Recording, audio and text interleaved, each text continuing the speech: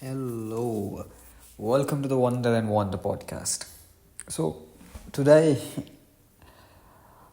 I wanted to talk about vision setting, vision amplifying, things like that, etc.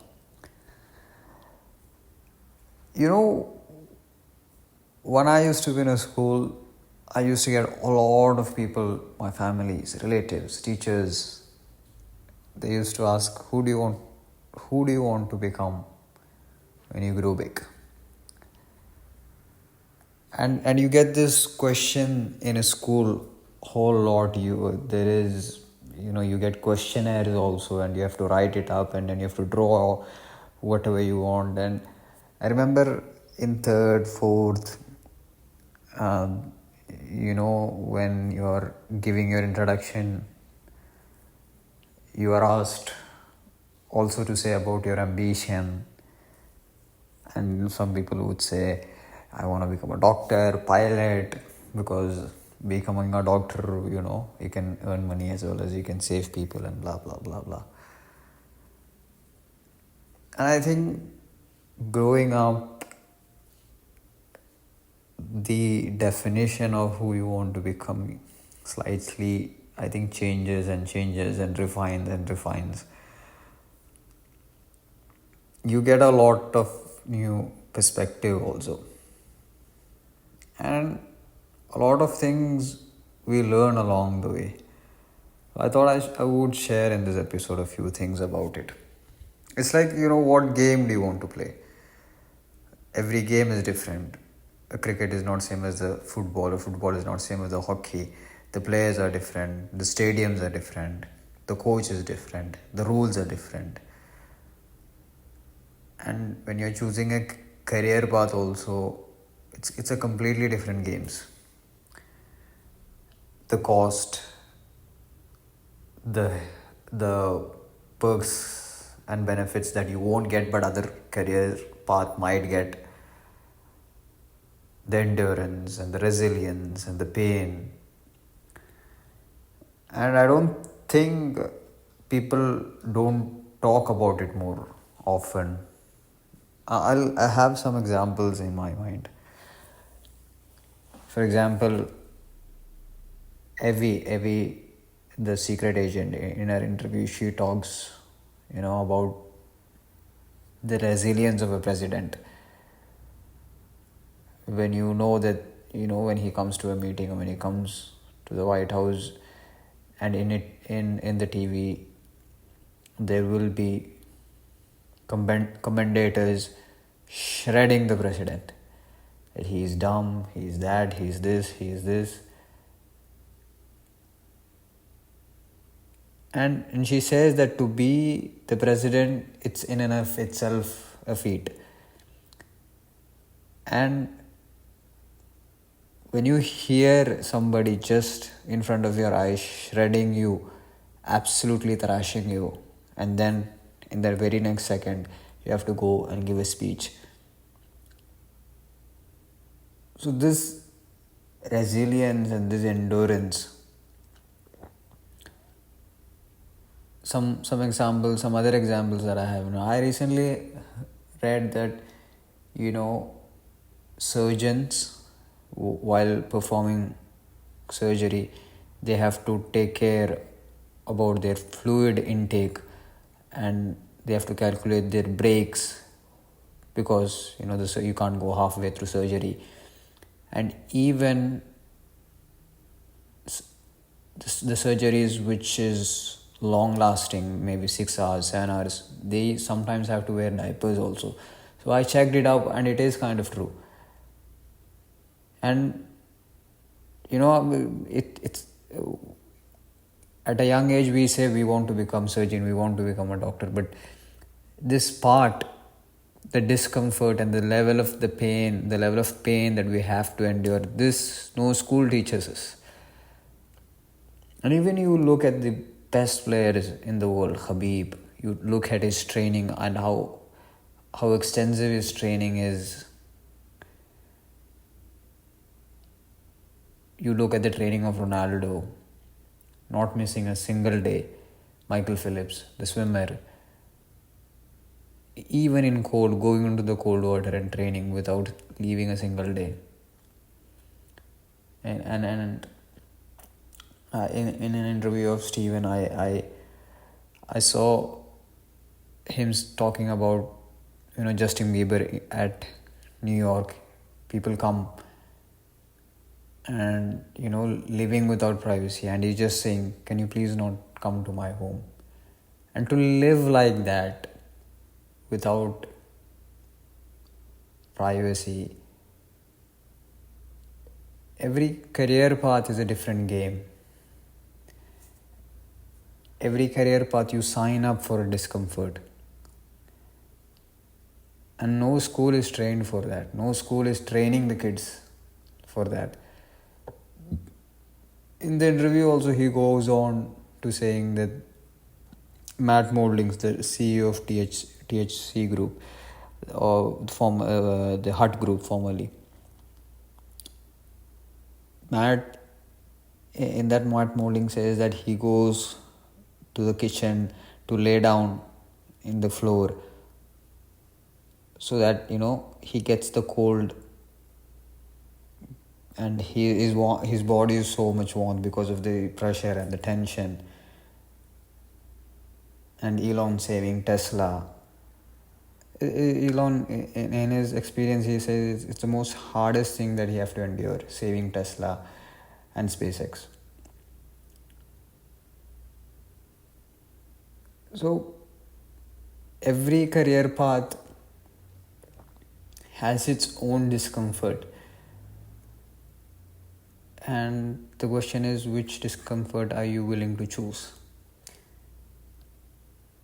And nobody says about this. Nobody talks more often about this at this level of depth. Now, I think it all spirals down to vision setting and maybe vision amplifying. I call it vision amplifying because you have a vision, you have a mission, or you have a goal, and it's not something that, goal for 1 day or 2 days, something big. And what a vision does is like it acts like an amplifier. If you have a strong enough vision, all the background noises are fading away, and the vision speaks in and of itself. The noise, the signals, all the negative beliefs that you're acquiring from this painful experiences, all these traumas that you carry as a badge of honor. I think no trauma should be carried as a badge of honor. Yes, it happened, khalas, it happened. But I think having a vision, all these things, the noise, the signal, the beliefs, negative things, traumas, everything just goes in the background noise, and the vision acts as an amplifier. I think it's best.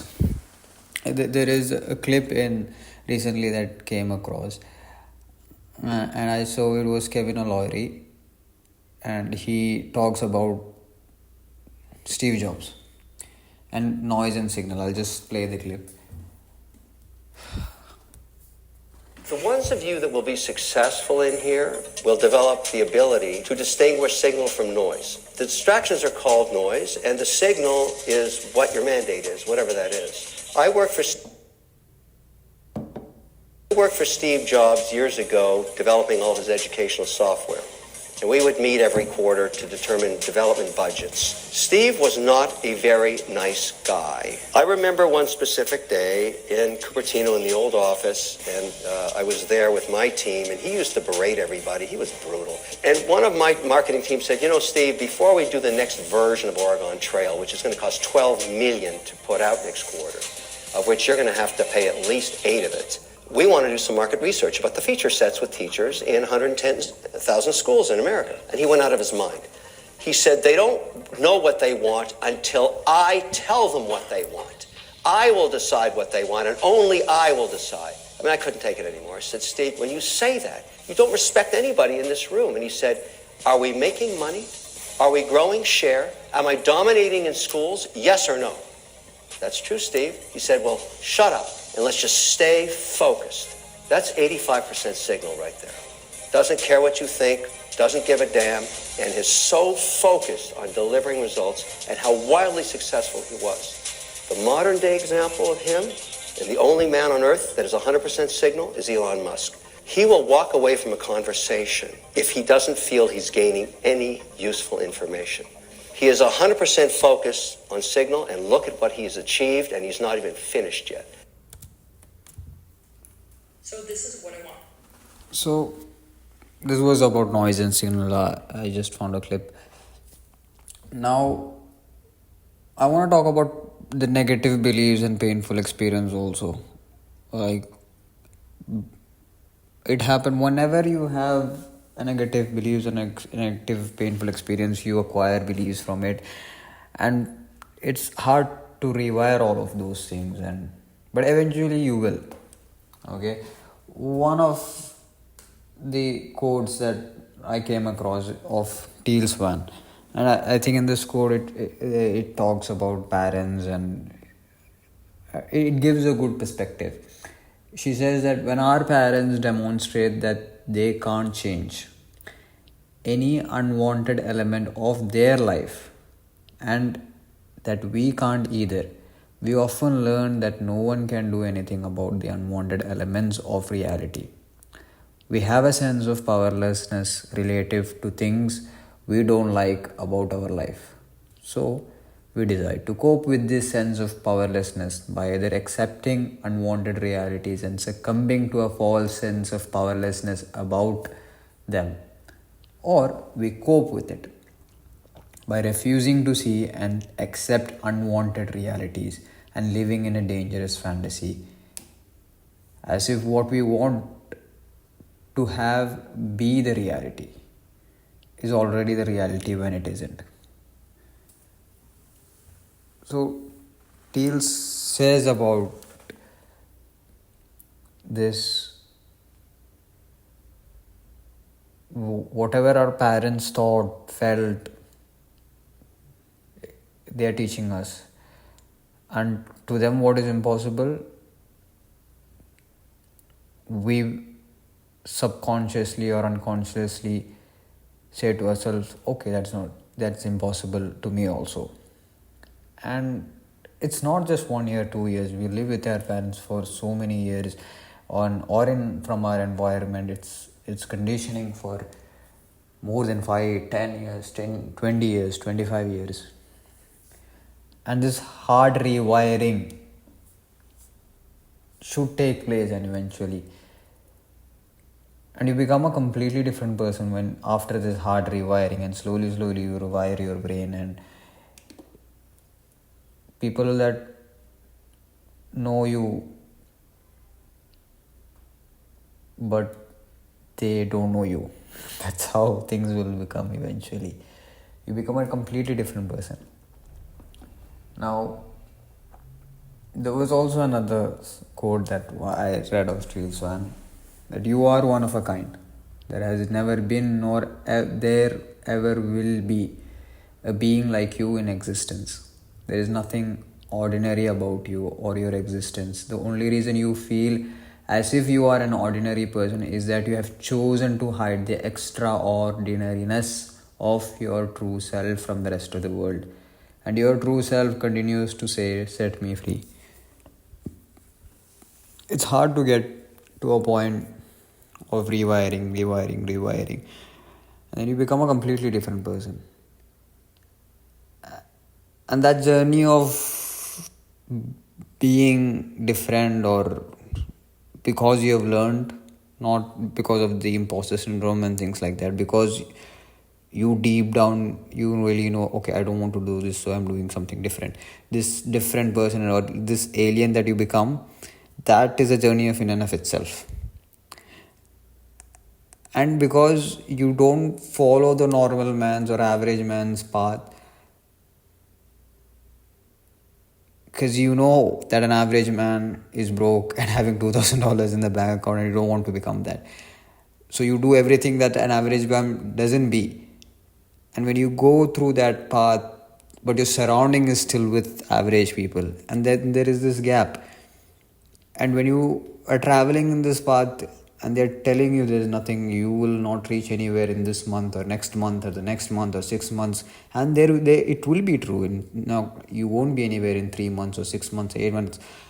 But like Alex Harmozy says, they're measuring in months and you're measuring in decades. And I look at myself, and no school taught us to measure in decades. No university taught us to measure in decades. But life teaches us. And so the whole thing, the whole idea of this short podcast or short episode was, I came across a thought that you owe it to yourself, to your younger self, to become everything you dreamed of being. That's the entire idea of this episode. That this thought, when I was young, I saved this thought, or I had this thought that you owe it to your younger self to become everything you dreamed of being. And now that I'm in my mid-20s, I'm getting everything, or I'm getting slightly the things that I wanted, slightly the things that I always wanted, and I'm cutting off that list. And it feels like, yes, alhamdulillah, I'm very grateful for it, but it also feels like somebody has lied to me, that younger self has lied to me. Maybe that younger self has said, if I get this, then things will be fine. And things will be better, But in reality, all these tangible needs, right now I feel like maybe it is not required, or maybe it is temporary. Now I think, alhamdulillah, if you give me a pen and paper, I can start making money. You put me in any country, give me a pen and paper, I can start anything, or I can catch up with any business that is going in that part of that country. Give me a pen and paper and I can grow. But that feeling that maybe somebody has lied to me, that maybe my younger self has lied to me, that having this, and then life will be easier, and then I can do this. But I think in reality that's not the case. You don't need these tangible needs, a lot of them. It can help you, but I think in a subtle way, life is saying to me that it's not required, it's temporary. And in a subtle way, that life is saying, how great is your vision? Is the vision setting correct? Is the vision amplifying things? And I feel like if you have a great vision, all the other players, the stadiums, the coaches, they come knocking to the door. And I always use with this term, knocking the door, with my friends. The players, the stadium, they come to you. And the funny thing is, weirdly enough, every time something comes knocking in the door, God sent it to me, tailored for me. And the fact that I feel that it's tailored for me, it's because I believe I have a framework for everything that I see in my life. For example, and I want to end this short episode, by saying about this framework. The framework that I view a lot of things in my life is, for example, every tiny bit of me, everything about me, from the way I speak, from the dialect that I use, from the region that I've born, my height, my skills, my negative experience, my positive experience, whatever. I think God has tailored it so that I would be able to achieve and grow into my purpose or vision or mission, whatever you want to call. And I think every day I'm learning and realizing, so that I realized that, okay, it was good. That, okay, I have this height, it's better. I can speak this so and so, so that's good. It was good something like that happened. It was good that thing happened because now I have better view. So all the things that in your life that has happened, it only directs you, or it only amplifies your vision. It acts as an amplifier to your vision. So it all comes in circle. Yeah, you owe it to your younger self to become everything you dreamed of being. But in a slight way, you say it to your younger self also that maybe it was your environment at that time that you brought up was different. Maybe it's not true. And just like Thiel said, the environment demonstrates that they didn't have that unwanted, that they couldn't achieve that element. Your environment couldn't achieve that element when you were growing up. So you thought that you also couldn't achieve that element. But you grow out of it and you learn. So, yeah, with that note, thank you for listening to this short episode. This is your host, Suraj Hussain from Wonder and Wonder Podcast.